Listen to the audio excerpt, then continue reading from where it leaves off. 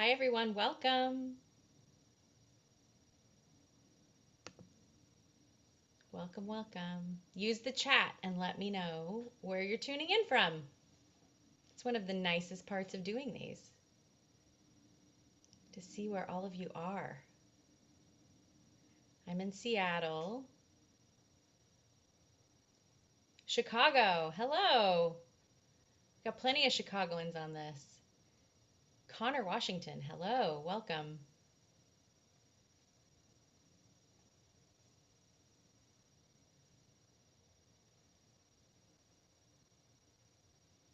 Welcome, welcome. We'll let a few more people get tuned in. Love your bookstore. Oh, thank you. Thank you for supporting us.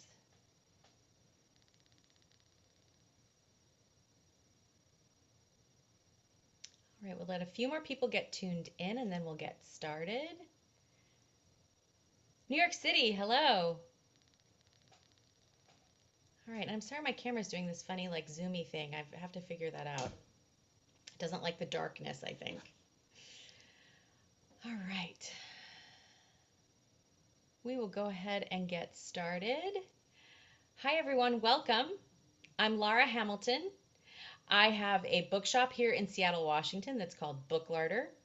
We have just started to do a few in-person author talks and classes again, but for the time being, we are doing plenty of our author conversations on Zoom. And the best part of that is that we get to do a conversation like the one tonight, where our guests and our host are in different parts of the country. All of you are in different parts of the country. And we all get to come together to celebrate a really fantastic book. And the book we are celebrating today is one of my favorites of the fall. It is called The Way of the Cocktail, and it is by Julia Momose. It is an absolutely beautiful, interesting book about Japanese cocktails and culture, gorgeous photography, wonderful art, and I know you will get to hear a lot more about it and hopefully see some glimpses of it as well during this conversation. Julia and her co-author, Emma Janzen, are going to be in conversation with Julia Bainbridge, who last year released a really wonderful book called Good Drinks. And they are, of course, going to talk about the book and leave time for your questions. So if you could please, if you have questions, use the little Q&A button at the bottom of your screen rather than using the chat. You can use the chat to talk to each other, but use that Q&A button for questions, and that makes it a lot easier for Julia to keep track of those when that time comes. You can support this author talk by buying your copy of the book from Book Larder. Julia Momose was generous enough to send us book plates, so we have signed copies available on our website, and I will drop a link to that in the chat to make that easy for you. And thank you to everyone who's already picked up their copy that way. The talk today is being recorded, and so if you have to drop off early or if you want to watch it later or share it with friends, everyone who registered will get a link to the YouTube recording as soon as that is available. And with that, I will turn things over to Julia Momose, Emma Janzen, and Julia Bainbridge. Hello, hello. Nice to see everyone. Thank you for being here. I'm Julia Bainbridge, a writer and author of Good Drinks, to which our headliner, Julia Momose, contributed, and I will be moderating this discussion. We are here to talk about the way of the cocktail, Japanese traditions, techniques, and recipes, which Julia Momose wrote with the help of Emma Janzen, and they're both here with us tonight. So to get situated, sorry, I'm talking for a bit before we get into it, but I'm going to read brief bios of these two women. You just heard short ones, but I just want to flesh them out a little bit. So born and raised in Japan, Julia Momose now lives in Chicago, where she runs her bar Kumiko, which Food and Wine magazine put on its best new restaurants list in 2019, and her omakase counter Kikkō, which earned a Michelin star the same year. And I want to point out some extra significance of that. Maria Russell, the chef de cuisine of Kikkō and Kumiko, was the first Black woman to earn a Michelin star. At both spots, and really in all of her work, including at the Acclaimed, Annex, and Oriole, Julia infuses the sensibilities of Japanese bartending culture. Then we have Emma Janzen, who was a Chicago-based, but I think now Michigan-based journalist, editor and photographer specializing in all things beverage and design too. Currently the digital content editor at Imbibe magazine. Her first book, Mezcal, The History, Craft, and Cocktails of the World's Ultimate Artisanal Spirit, was nominated for a James Beard Award. And Emma, I know you have some other book projects in the works that we'll get into shortly. So ladies, welcome. Thank you. Thank you so much. One more housekeeping note. Please feel free to ask questions in the Q&A section, and I'll get to as many as I can before the end of this hour. Speaking of which, we're already 6 minutes in, so let's get into it. Julia, first tell me, why did you want to write this particular book? Yeah, that's a question whose answer I've been thinking about a lot recently. Not just when the notion first came to me, but after writing the book, and also while working on finishing the manuscript in the middle of a global pandemic. I feel like this thing has popped into my mind so many times. Why another cocktail book? Why me? Why Japanese cocktails? And going back to the beginning, I suppose, I had an idea to write a book someday, eventually in my mind for a little while now. But the opportunity actually arose when the publisher, our editor, reached out to me saying that they wanted to publish a book on Japanese cocktails and was I interested. And that led to this whole spiral of, what is a Japanese cocktail? Should I be writing this? And then thinking back, yes, I think this is a story that needs to be told because a Japanese drink or a Japanese bar experience is so much more than just one single moment or one visit to Japan or using a Japanese ingredient. It is centuries of tradition and so many people and intertwining stories and histories that come together to create this world of Japanese bar culture. And so having been born and raised in Japan and very much identifying as Japanese, I felt like I was in a unique position to be able to tell this story. So yeah. Lovely answer. We're going to pull apart some of those components a little bit later, what is a Japanese cocktail, but I'd love to spend a moment talking about cookbooks and how they get made. So before we get into the meat of the way of the cocktail, Emma, can you talk about how this project took shape and how that compares with some of the other books you've co-authored, because there's no one way to make a book. Yeah, and everyone is so totally different too. So it's hard to make like generalizations about being a co-author, right? So with this one, Julia reached out and asked if I was interested, and of course I was, because I had known Julia by reputation, but also after featuring several of her recipes on the Imbibe magazine website, and also I've got one of her recipes in the Mezcal book as well.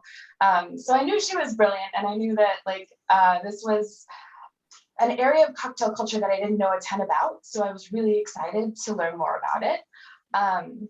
So when I came on board, Julia had such a clear vision of how this book should look, what the kinds of things she wanted to get into. And we both agreed that, it should definitely have a lot of recipes, but we wanted to dig deeper than that, right? We wanted to dig really deep into the culture and explore what makes it so unique on the global stage. So essentially my job was just to conduct one incredibly long interview with Julia. Every Tuesday we would meet at Kumiko, and I would ask her questions about her childhood and about her experiences as a bartender. And then I'd go home and figure out a way to get it all down on the page in a way that would, be beautiful and evocative and like capture her spirit and her voice, but also dig deep into this culture, which is what we really wanted to do. And we did that all the way up until the pandemic hit, and we still had 3 or 4 months left before the deadline. So that just kind of, it changed the dynamic a little bit. We had to work primarily online after that to bring it over over the finish line. But at that point, I think we were doing a lot of the research into the history of Japanese cocktails too. So there was so much research, it just kind of like worked out in a way that was, ended up being really fluid, and I think ended up working really well. In a way, that's good practice. I mean, for where you are now, maybe you will be co-authoring other books with people from afar. Yeah, it is doable, which sounds crazy, but I don't feel like it hurt our process at all, which I'm really thankful for. And do you mind sharing briefly how some other collaborations have worked in comparison to this one? Yeah, so my first book I did myself, and then the next one that I have that's coming out next spring, I co-authored with Toby Maloney of the Violet Hour, which is a kind of seminal cocktail bar here in Chicago. And that one was definitely different.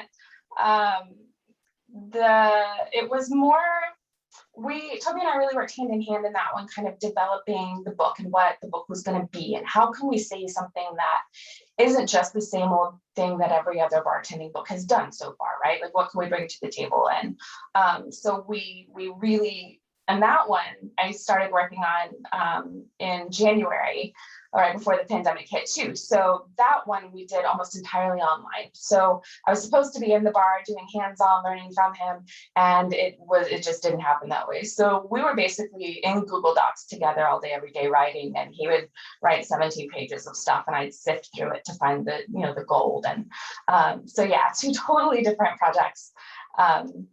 But both really awesome in their own right. And I'm really honored to have been a part of both of them. Oh my God, the Google Docs thing stresses me out. Like if I've filed something, if I'm the writer and someone else is editing and I see that my editor is in the document while I'm working on something. Yeah. Very nerve-wracking. Okay, well, so for those watching who don't already have a copy of The Way of the Cocktail, I want to just break down the book briefly. Part 1, which is a fairly robust front of book section, I think, for a cookbook, takes readers through what eating and drinking in Japan is like. Then we have a brief history of cocktails in Japan. We learn about tools and techniques, as well as the beverages that come out of Japan, from sake to shoju to others that you might not expect. The recipes, which make up part 2, are inspired by the 24 microseasons that define the flow of life in Japan. And then part 3 references some bars of note and a recommended reading list, which I really appreciate and don't see much of in cookbooks, among other wrap-up sections like the recipe index and etc. But hospitality is such a big part of the work overall, and a particular attention to hospitality and detail is much of what you say, Julia, makes a drinking experience Japanese. So can you expand on that? And Emma too, please feel free to chime in on any of these answers as we talk. So yes, what is a Japanese drinking experience? And then we'll talk about what a Japanese cocktail is. And your answers, who knows, maybe it all overlaps, but let's talk about the experience first. Yeah, I think anyone who's visited a bar in Japan has probably experienced some of the things that are mentioned in the book. But it's something that starts from when you're little, just like manners, things that you say, almost like a call and response in a way, which is very much how we interact in Japan. Going to a bar, if you really trim everything away, it is a transaction. But to make the transaction feel less transactional and a little bit more familiar and welcoming and soft, there is, from the moment you step into the door, the irashaimase, the welcome, the acknowledgement of your presence there, the ushering to a seat, the welcoming with, do you know what you'd like straight away? Would you like some time? Just these conversations that happen, the flow. With the classic cocktail bars, the authentic bars, as they're called in Japan, there is the setting down of a little treat or snack called otoshi, which is essentially something that you are charged for as part of the seating charge, but it's almost in a way as like a little gift, and you're paying to sit in the seat. you can look at it however way you want.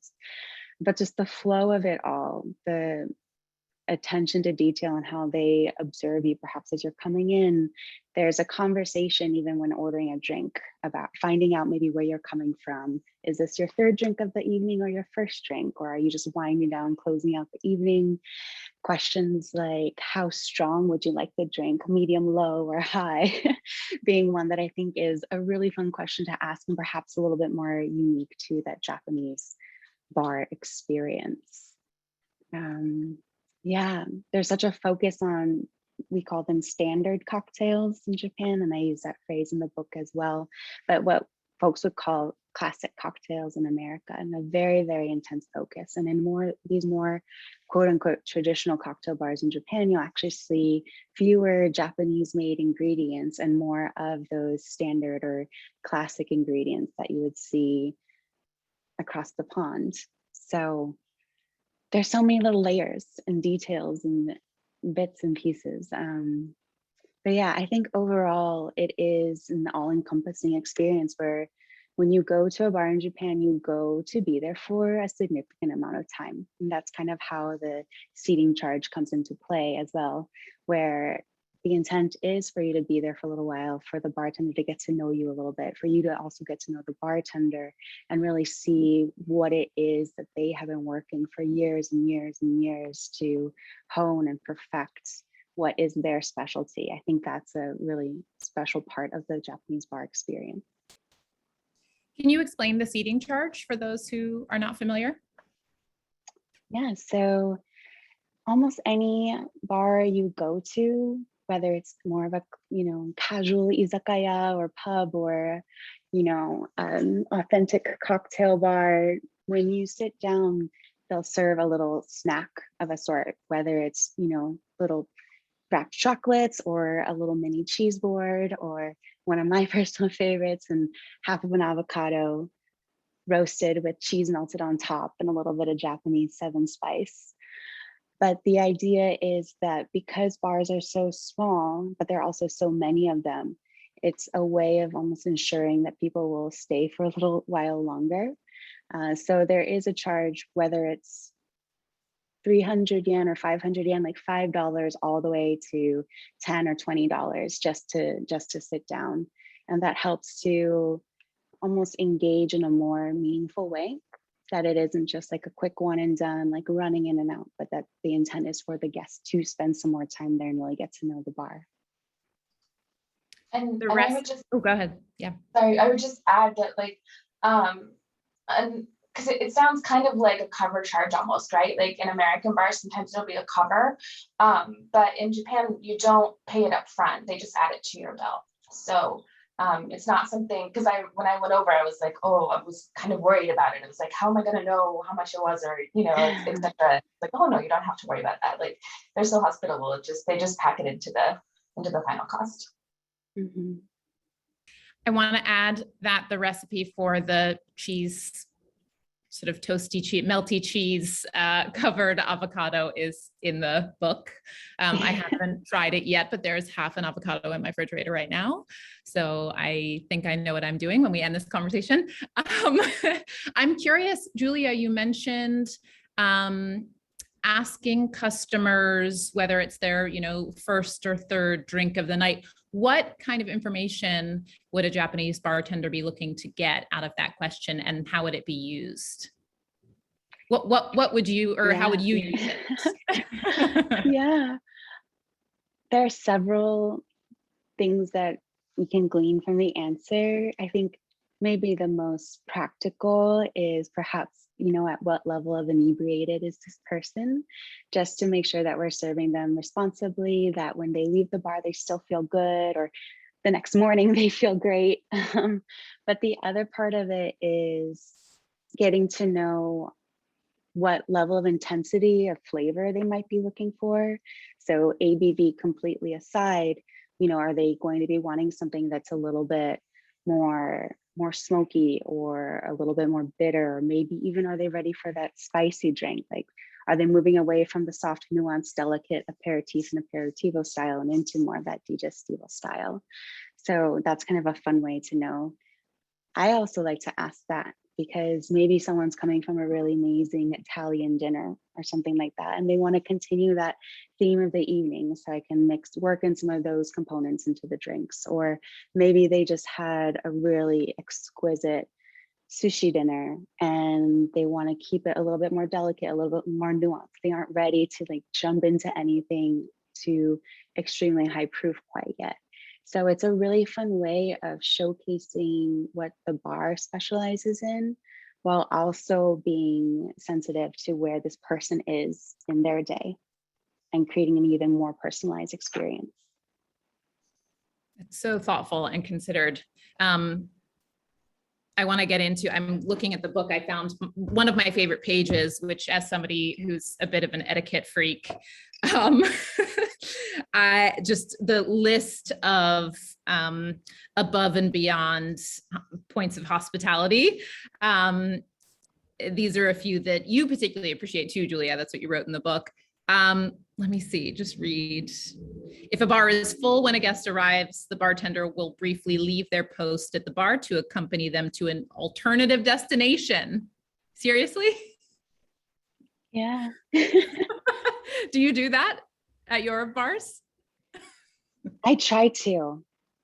We're lucky because nearby are a number of really awesome bars. So when there is the chance, we'll walk folks over to a bar across the street or down a couple blocks, especially if it's raining or something like that. I find it's funny, tangent, but Americans don't use umbrellas like when it rains, which is really funny because in Japan, like even if it's a misty shower, like we'll have an umbrella.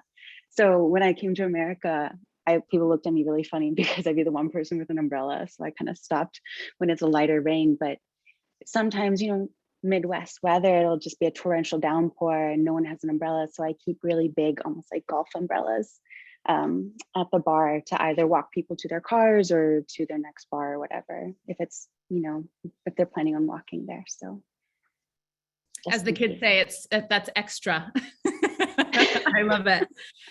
Okay, another one is the bartender will keep track of the guest's favorite glassware or cocktail pick and make an effort to use these items for the drinks served throughout the course of the evening and on future visits. So you have like your favorite glassware that might be used. Also, if a guest leaves for a smoke break or restroom visit, the bartender will store their cocktail in the freezer to keep it cold.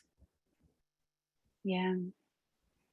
I have no sophisticated comments about that. I'm just wowed. And I might steal some of these tricks for dinner parties.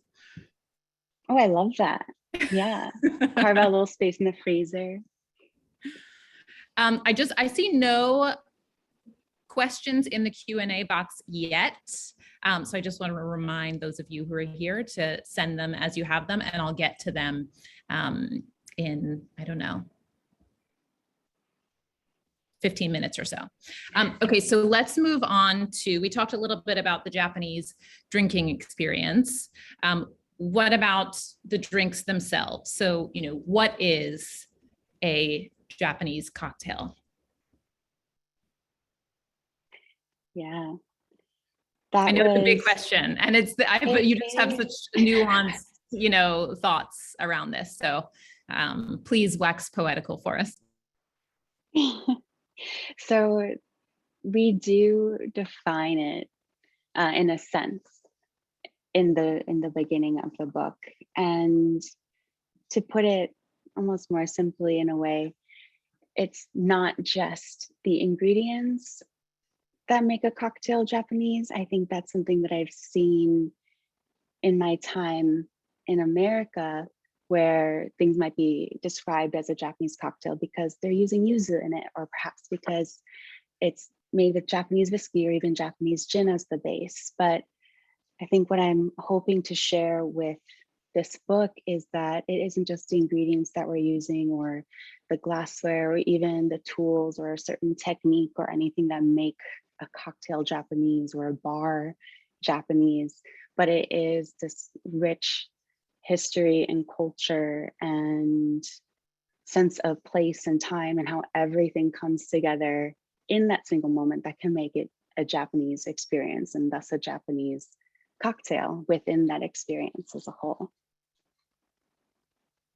Thank you for that. Emma, do you have anything to add? Yeah, I think that, you know, and thinking about how holistic it is, right? How the hospitality plays into it. And there's also such a respect for craftsmanship. So, you know, the bartender is going to pick a certain spirit for your cocktail, you know, for a very intentional reason, or uses a specific bar spoon because they know that the person who made it has, you know, their family's been making barware for, you know, generations, or it is from start to finish. It is this kind of whole ecosystem, right? Again, it's not just what's in the glass, like Julia said. I think that's the number one thing that I learned from listening to her stories. Okay, so going off of that, and it may or may not be possible, but I'm gonna call out some drinks in the book and see if you can help us understand what makes them Japanese in your mind. So first I have the Delicate Refusal, which is gorgeous. I don't know if people can see. Thank you. There's tequila and eau de vie in here. Like, why does this drink belong in this book? Yeah. So I think the first thing, ingredients, right? It isn't just about using Japanese ingredients in cocktails, which may make it a Japanese drink. Though there is the inclusion of sakura, which is a very Japanese ingredient in that cocktail. I developed that actually back when I was at a bar called Green River in Chicago. And I had a menu that was dedicated to a particular ingredient or profile. And it was for the menu focusing on flowers for a spring menu, interestingly enough. And the name Delicate Refusal is also somewhat Japanese, I suppose, now that I'm thinking about it, but it is a drink that refuses to fall into the stereotypical expectations of what folks may have for a floral drink or for a sakura cocktail. And it is looking at the entirety of the sakura. It's not just the flower itself, but it's the branch that it's connected to, which goes to the trunk of the tree all the way down to the roots. So it's about the earthiness and the smokiness and the depth of flavor that you're getting from the tree of it in a way, which is then represented by the ingredients in the cocktail. The apricot eau de vie is there as a nod to the almost delicate stone fruit like notes you can get from just smelling the flowers themselves. And the drink is this story of the impermanence and beauty of sakura, how while they're blooming, they're extraordinarily beautiful, but eventually they will fall when the spring rains come. And that's represented by the spritzing of some bitters over the top of the drink, which is bittersweet because all of the flowers fall, but then after them come these beautiful leaves. So it's kind of this story of beauty and impermanence and sakura. Beautiful. And I guess that's we can talk about microseasons. What are they, and why choose them to sort of govern the flow of this book? Yeah, the seasons are so much a part of everyday life in Japan, and it's something that we celebrate, the changing of the season, the beautiful flowers or produce that come through the different seasons. The calendar itself comes from China, and there are actually 72 micro seasons, you could say, to start, but then it was shortened to the 24 seki, the 24 seasons, and each one kind of follows through the changes that one might see in the world around them as the seasons come and go. And there are poems dedicated to these seasons, art. It's a really beautiful part of almost like this older, more traditional part of Japanese culture. And I think as the climate is changing and as, you know, we're getting more built into technology and maybe not outdoors as much and feeling those seasons, I thought it would be fun to bring that into the cocktail book as a way to encourage people to, open their window, breathe in that fresh air, like hear the birds, like feel the cold of the frost, and then make a drink that is of that season. I love that. I've definitely, the way you, picture that you paint of modern life is accurate. And I've been trying to get outside more myself during the workday. I've started taking meetings, at least with colleagues with whom I work in the office. We do a couple laps around the block for our meetings now. Yeah. I'm going to pick another drink for us to chat about. There's no picture for this one, although there is a beautiful illustration next to it. But this one, the Matcha Mirror, and there's a beautiful story behind it too, but chat with us a bit about this drink. So there's hot water, there's a rich honey syrup, a sweet potato shochu, cashew milk, and matcha powder. Sounds delicious. Yeah, thank you. That one comes from childhood memories, but some really popular drinks for kids, but also for, those of us as we grow old and have a little bit of nostalgia, are like ichigo milk, banana milk, so like strawberry milk, banana milk, something with milk. And milk isn't usually something that finds its way onto the lunch or dinner table traditionally, though Japan has some incredible dairy farms up in Hokkaido. But it is something that's enjoyed as a treat or as a snack. But being that my parents grew up in America, milk was very much a part of their daily lives. And it wasn't until after World War II that milk really even came over to Japan. That's another story. But it now is very much a part of, grocery stores, there are entire aisles of it. And then there are these like little fruity concoctions of milk, which are delicious.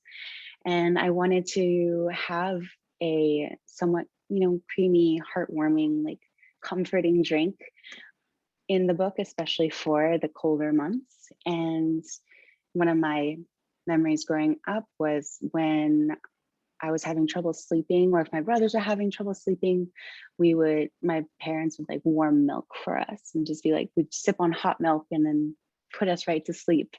So kind of playing off of that a little bit, I wanted to bring in some really comforting flavors, at least for me. So like milk and honey, and the imo-shochu, the sweet potato shochu.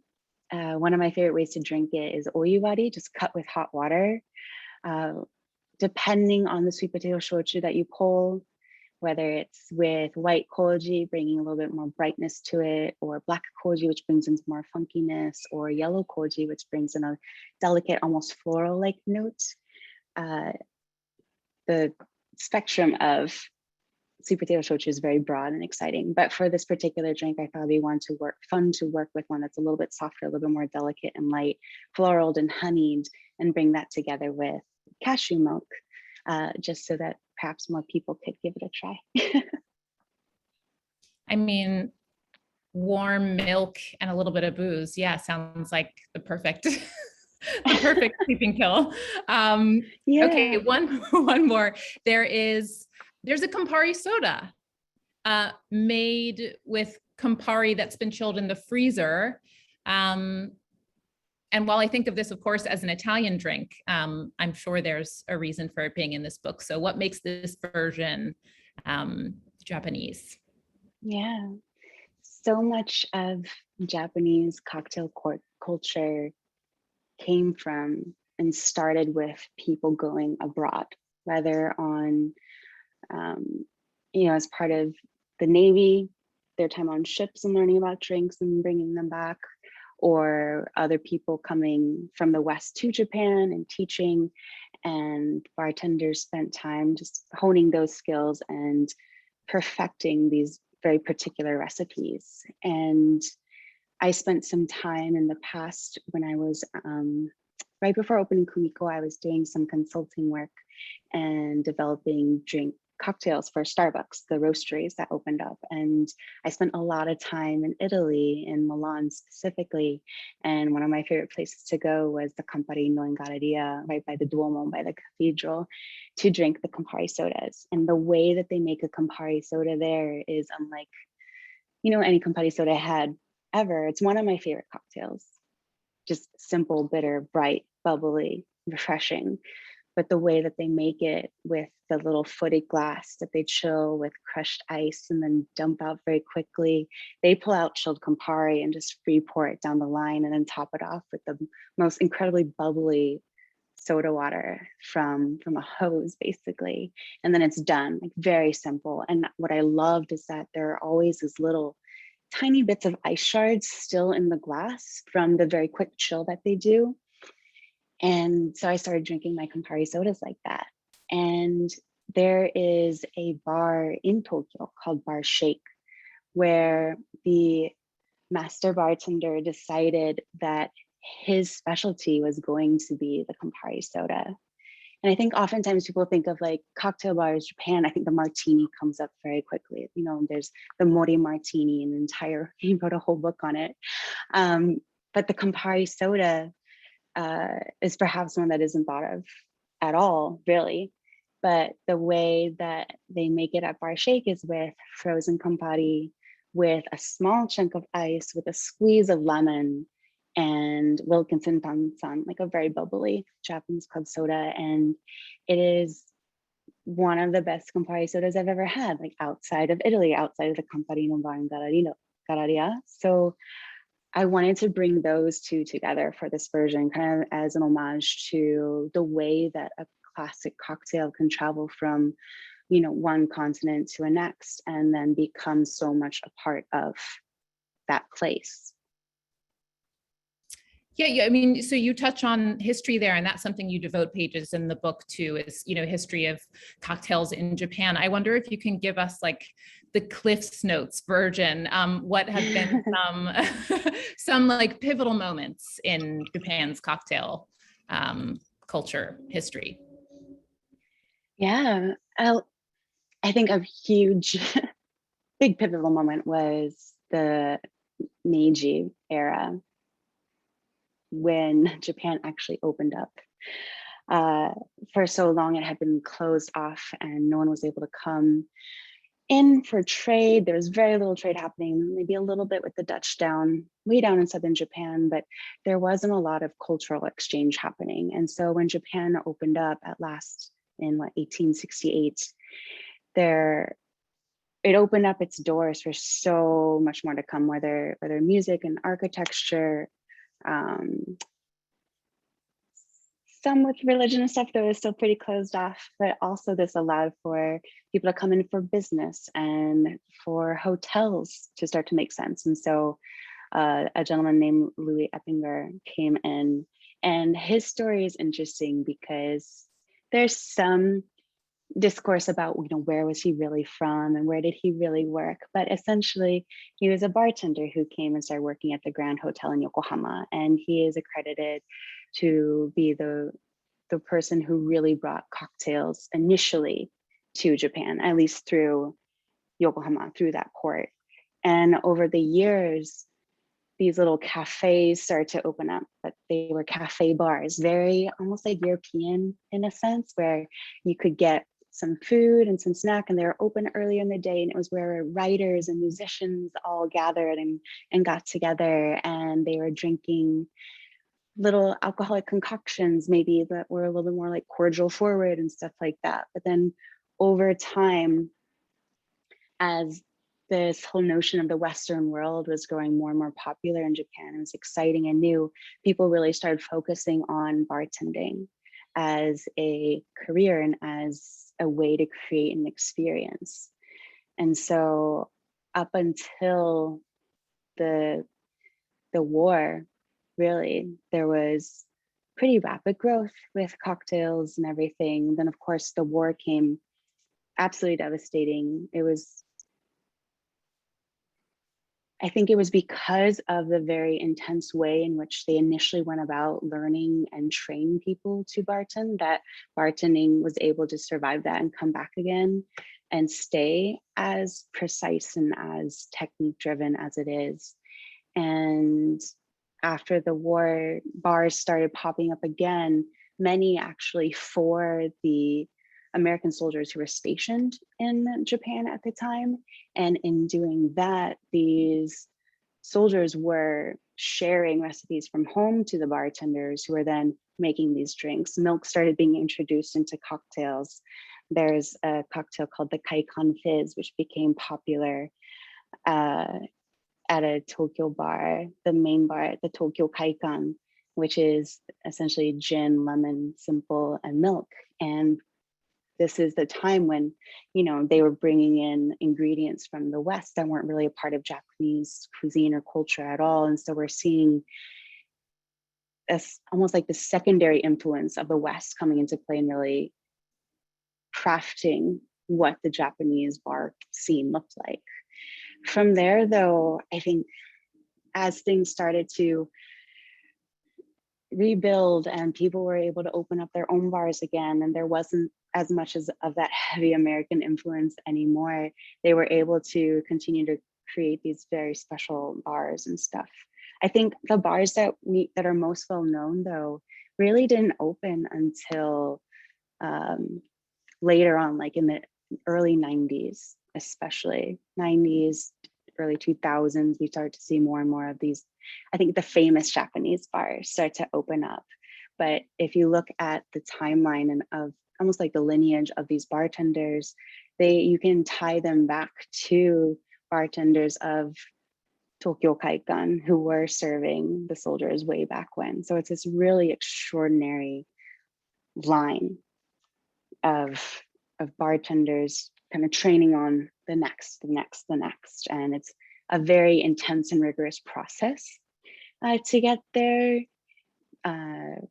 But that is in part because many of the bartenders came from military backgrounds and came from working on Navy ships who were going off across the water and somehow finding out about cocktails, but all while they were working for the military and having these very intensely structured and regimented styles of just existing. So this hierarchy in, I guess, cooking, you could almost compare it to the French brigade style of the kitchen.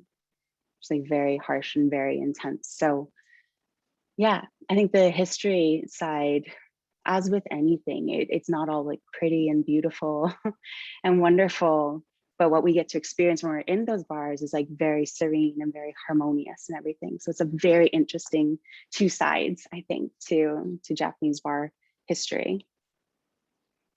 And now we are seeing women behind the bar. Yeah. So I think, yeah, I mean, that this leads us to something else I wanted to ask you about. And I have so many more questions, but it's already 1:15 and I see a bunch of questions from others. So I guess my last official question will be about, yeah, you discuss women behind the bar, you know, a good bit, not only your own journey here in the States, but also how things are changing in Japan. And I wonder if you can touch on that a bit for us. Yeah, I feel as though as far as equality for women in Japan, I think there's still a very long way to go. But we are starting to see more women behind the bar. Oftentimes in a support role, it's rare to find a woman who's like fully running the bar. And I think it's just been the case of, you know, not being given the opportunity in a way, but also the ease with which people categorize female bartenders into either more of the hostess club style, essentially the companionship bartender, or perhaps they are just the apprentice and will always be the apprentice or what have you. But some really incredible women who folks should definitely go check out. There's Sumire Miyanohara, who is the co-owner of Bar Orchard in Ginza. And she is just this shining light, but extremely talented. I think every fun note about hospitality in Japan and going above and beyond, like she has checked every single box multiple times. Bar High Five, which is extremely well known. The head bartender there is a woman, Kaori-san. Kurakami, I believe is her last name. And she's almost like this unsung hero, I think, in a way. I would love to see her more so in the spotlight. But I also think that a part of it that maybe we aren't hearing as much about these amazing women who are running their own bars and programs is that they're just doing it, you know, that they aren't in it to become famous or to really be well known, that they're just there because they want to serve their guests and create a really special experience for people and hone their craft on their own. And I think that's also a really beautiful thing. Okay, this is my opportunity to share my favorite illustration from the book, which is one particular woman behind the bar, I think. This is you, right? Yes. Oh my God. Who is this Yuko illustrator? Shimizu. Yuko Shimizu is the illustrator. She is located in New York, actually. She's extremely talented. She's on Instagram at Yuko Art, Y-U-K-O Art. Her work is outstanding, and working with her on the illustrations for this was so exciting because she also understood the notion of seki. And so being able to work with another Japanese person for the art side was really incredible. All of her work she does with black ink, all by hand. And then any coloring she'll do later digitally because she prefers just to work with that one color, monochrome. But yeah, so detailed, absolutely exquisite. And the amount of research that she did for that particular illustration is outstanding. So while Emma and I were doing all this research on history, so was Yuko-san, just to get that illustration just right and pulling different pieces from different photos and illustration from that time. So essentially she put me in a bar that she created from a mashup of historical photos of my own bar, of some of my favorite bars in Tokyo. So I love that photo. Wow, very cool. Okay, actually, there's another question that of course I have to ask about spirit-free drinks as that's what I'm all about, but it overlaps. A number of people had this question, and thank you all for sending in your questions. I've got stuff in the Q&A, I've got stuff in the chat here. So we'll get into Steve's question about any tips you might have on building delicious zero-proof cocktails or spirit-frees, as you call them.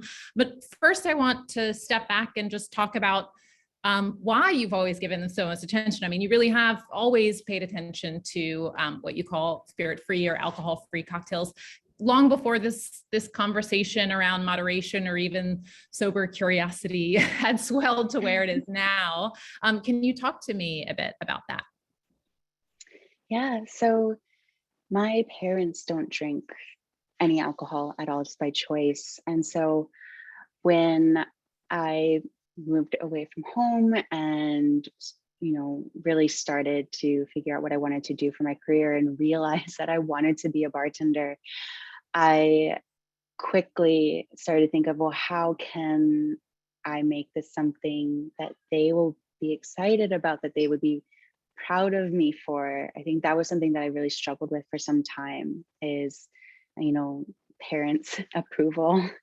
And part of the way that I started to make it make sense for me was to make non-alcoholic drinks, but to make them in such a way that it goes beyond a lemonade, that it is something really thoughtful and considered, to the point where oftentimes there's more work going into making this spirit-free than into making a cocktail. And it became something that I really love to do. And I realized how much of a need there was for that. The relief that people would have when they saw that there's a section of the menu dedicated to non-alcoholic drinks alone makes me so happy. And also having, you know, grown up in Japan, and when I think about going to bars there, or even going to like a grocery store or something, there are always non-alcoholic options, always. And they're fun and exciting and delicious. And that was something that I wanted to bring over when I came to America. And then also when I was writing the book, I felt that it was really important that there were non-alcoholic recipes and offerings, and yeah, something for everyone, or maybe just something for when you're in a certain mood, right? We don't always need the high ABV stuff. Are there any, is there a formula for non-alcs? I Are think there the any formula. tips? How do you approach it? Yeah, I throw out any cocktail formulas or templates. I don't use those. Balance is balance. Balancing, sugar and acid is important, or balancing the bitterness is important, astringency, tannin. There are so many different ways to talk about flavor and the way that you perceive something on your tongue. And so when I think about making a spirit-free, it is all about flavor and texture and temperature and any other sensation that you can bring into that vessel. So it's fun. It's layering. I think it's just a lot of layering. Sometimes it can be like big picture forward and then you fill in. Sometimes it might be this one ingredient that you want to play off of, and then you just bring in little accents to continue to build out a really well thought out, well-rounded, well-balanced drink. Are they popular in Japanese bars? Kat wants to know, are non-alcoholic drinks popular in Japanese bars? Yes and no. I think when we go to a bar in Japan, you are going to experience what they create there and what they specialize in, which is more often than not a cocktail. But that said, almost every bar that I've frequented many times, like my favorite cocktail bars, at least once or twice while there, I've had guests around me ask for non-alcoholic drinks. Maybe someone coming with a friend who just isn't drinking alcohol, and the bartender is ready. They have all beautiful fresh fruit, teas. They might just start brewing something and toasting something and making it a la minute for them, which is really special. Yeah, there's never like raised eyebrows or eyes rolled or anything like that. It's definitely something that people can ask for. We could take some lessons from them around that. Raised eyebrows. Okay, I'm actually going to indulge because one of the questions sort of gets at something I wanted to talk about. Matt wants to know, what's one drink I enjoy making? And I'm actually going to say I wish that I could make Amazake. And there is a recipe for Amazake in this book. And Julia, you have to indulge me in talking about it. I wanted to put a recipe for Amazake in my book, but I just wasn't confident enough in my version.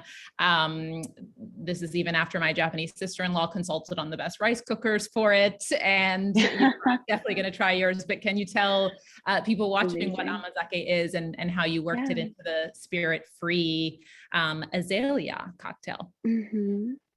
So sake means alcohol in Japanese, and amai means sweet. When you push the two words together, amai and sake, you get amazake. So it translates directly to sweet, sake, sweet alcohol. What it really is, though, is all of the ingredients of sake, of nihonshu, brought together to be fermented. So we have our rice, water, koji coming into play, and steaming the rice, inoculating it with the koji, mixing it with the water, and just letting it sit for a while, and it starts to ferment. And koji is this extraordinary mold. It's actually the national mold of Japan. It might be the only microorganism to have such a designation. Do we have a national mold? Does America? How cool. Or Canada, I wonder. But koji is what makes soy sauce, shoyu possible, miso, shochu, sake. And what it does, it's a saccharification agent. So essentially it takes a grain of rice, which is starch, and dives in and starts to convert those starches into sugars. what then happens in the sake brewing process is that the yeast will come into play and start converting those sugars into alcohol. But what we do when making amazake is we cut that off before the alcohol like conversion starts to happen, essentially. Sometimes if it goes a little bit further, there might be trace amounts, kind of like with kombucha, or sometimes people use sake leaves to make their amazake. So there's a little bit of alcohol. It's like maybe 2% ABV or something at the end of the day. But amazake is something that is really popular to help with digestion. So it's like a health beverage. In the summertime, it's said to help with fatigue because it gets really hot and really humid in Japan to the point that we call it natsubate, but when you're just like about to fall over from almost like heat exhaustion because it's too hot to eat and you just like exhaust yourself from that. So amazake is very nutrient rich and so it's very good for you. In the wintertime, there's a tradition where when the new year comes around, everyone goes to pray at the temples, at the shrines. And so many places will have hot amazake prepared and they grate ginger fresh into it to kind of wish you good health for the coming year. So it's very much steeped in tradition and just such a comforting and delicious drink. That's the memory that my sister-in-law has around it, is drinking it as a child, warm when it's cold out. Yeah, so nice. How do you how does it work into the azalea? So I'm going to show you all a picture. Excuse me, my geeky Post-it notes. So this is the azalea drink. Yeah. And it has amazake, it has a syrup, some red verjus, tonic water. How did this come together? Yeah, so another New Year's tradition is mochitsuki, which is the pounding of omochi.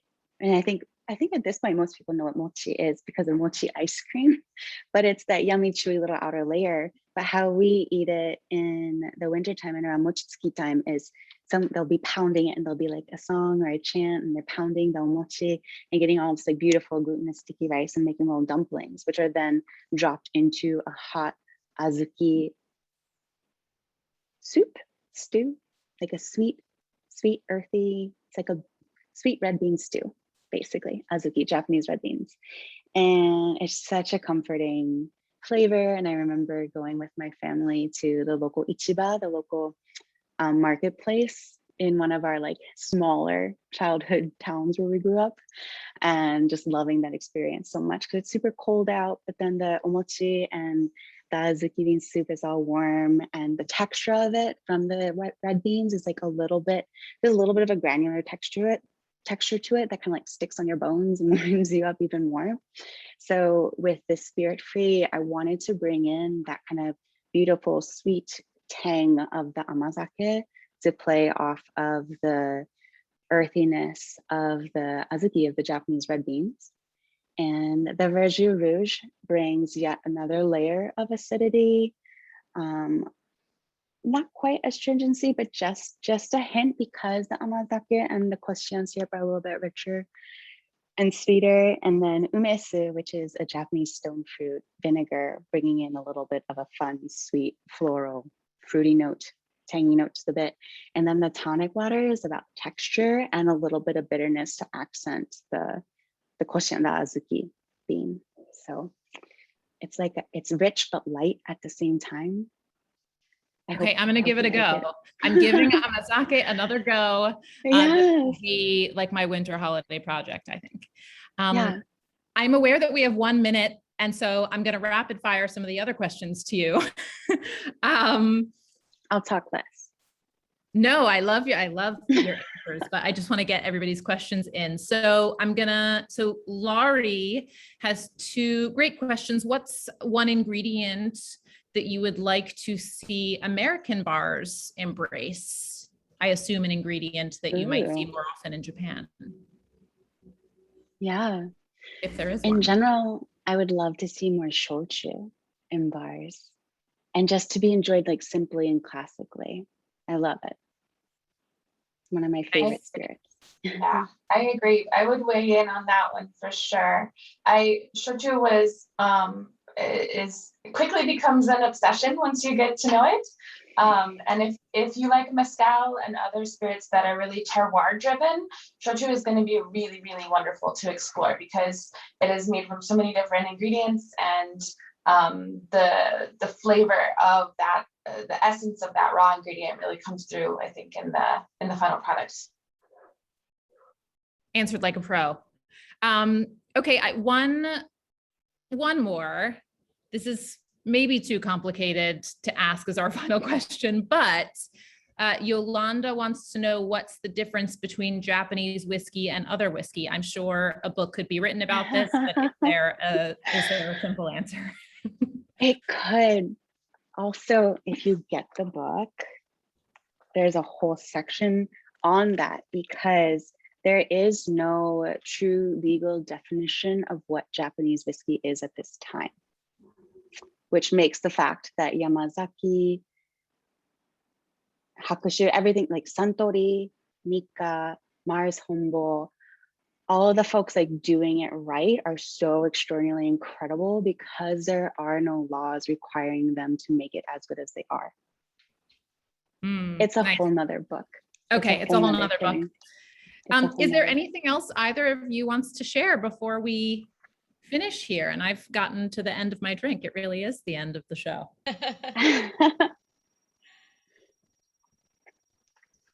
Anything else you want to share that we didn't get to? I don't think so. Just thank you, everyone who listened and who asked questions, for your time, and thank you, Julia, for being such a fun person to chat with, and Emma for being such an awesome co-author. You're the best. Yes, thank you. Yeah. Thank you both for being here, and Yeah, thank you. congrats on this work. Yes, congratulations. And Julia Bainbridge, thank you so much for pointing out that picture, that drawing in the book, because I was like, oh my gosh, if someone ever drew something like that of me, it would be like every profile photo I needed to have for anything would just be me. It has that drawing. So I'll update mine. oh my It's gosh, like seriously, a good I put it idea. on t-shirts. It would just be like, it'd be everywhere. Yes. Congratulations, Julia and Emma, on your really wonderful book. Thank you everyone for watching tonight and joining us. We will send you a link to the video as soon as it's available. And good luck with release week and month and the holiday season, everyone. Thank you. Thank you. Bye. Thank you. Have a good night.